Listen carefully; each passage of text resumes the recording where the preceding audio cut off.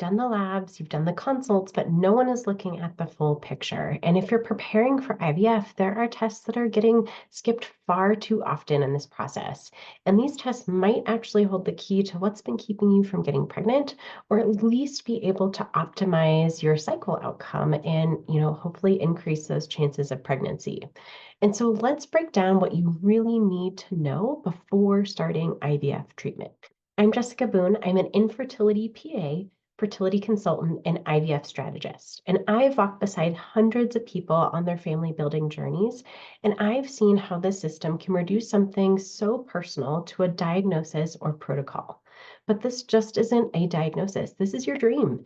And I'm here to help you hit pause so that you can move forward with strategy, clarity, and the kind of support that sees the whole person, not just the lab results. So here's what I see all the time as a fertility consultant and IVF strategist. I see couples being told that they have unexplained infertility or given a treatment plan without truly understanding the root issue here. And so this, fertility clinics provide amazing care and offer an amazing solution.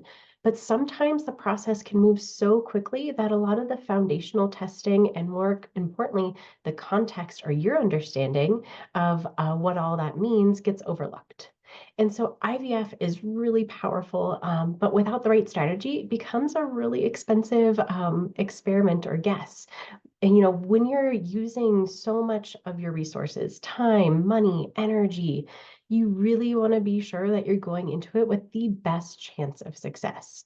And so if we're not testing, the right things first, you could be missing opportunities to optimize your chances to conceive, whether that's with IVF or naturally. So here's what I recommend for clients who want to go deeper and not just kind of do the basic fertility testing. We have to really be diving into hormones on the female side, and these have to be timed properly. So we're going to be looking for hormone dysfunction. I really like looking at FSH with an estradiol level drawn between cycle day 2 through 4. I think that gives us incredible insight to the quality of eggs that you were creating. Additionally, it's really important to assess that luteal phase. The luteal phase is what supports a pregnancy.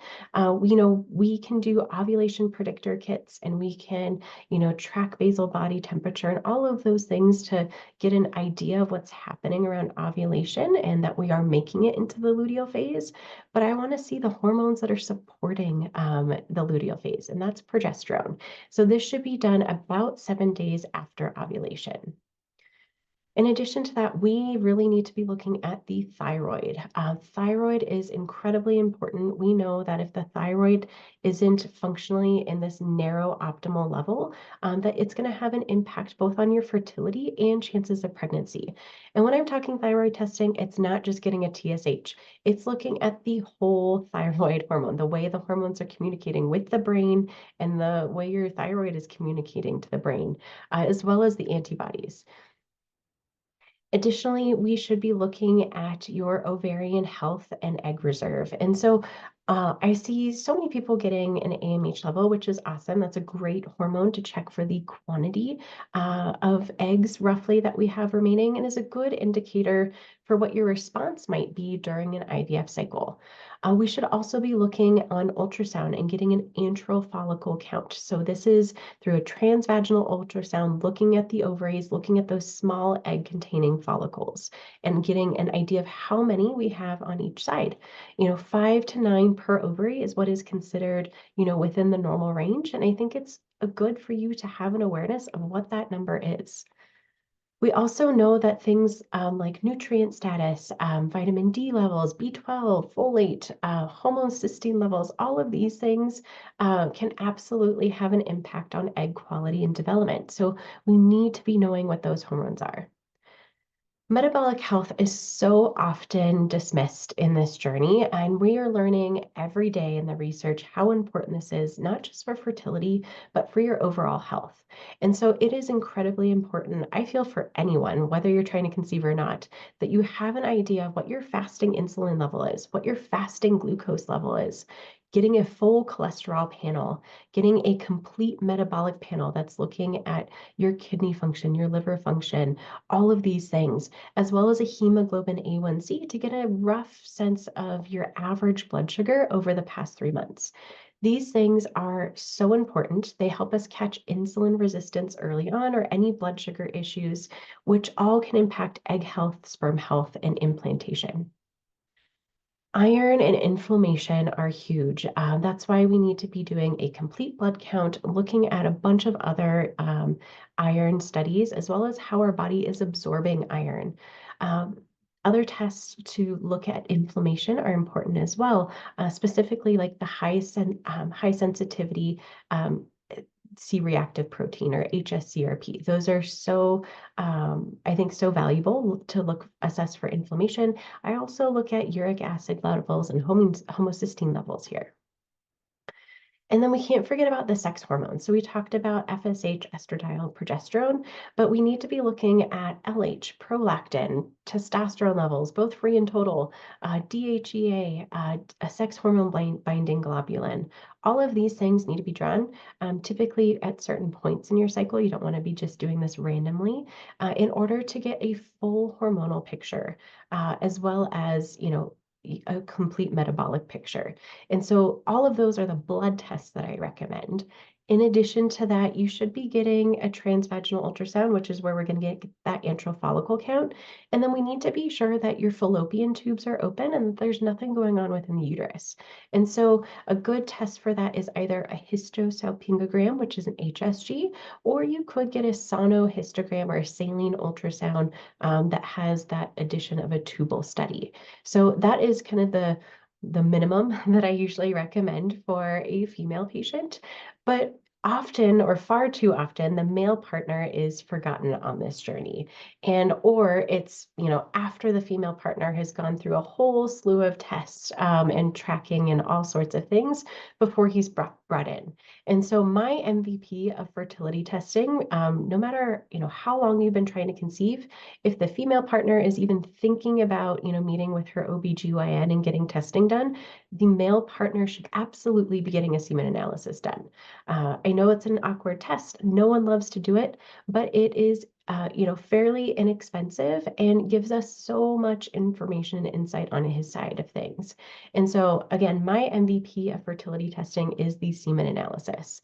And it's important that you get the testing done and have those results looked at by someone who actually looks at semen analyses regularly, because there's a difference between a normal semen analysis result and an optimal semen analysis result. And depending on those results, additional testing may be recommended on his side in terms of hormones or assessing sperm quality, which the semen analysis doesn't do. It only looks at the function of the sperm. How many sperm do we have? Are they moving? What do they look like? But that test doesn't look at the quality.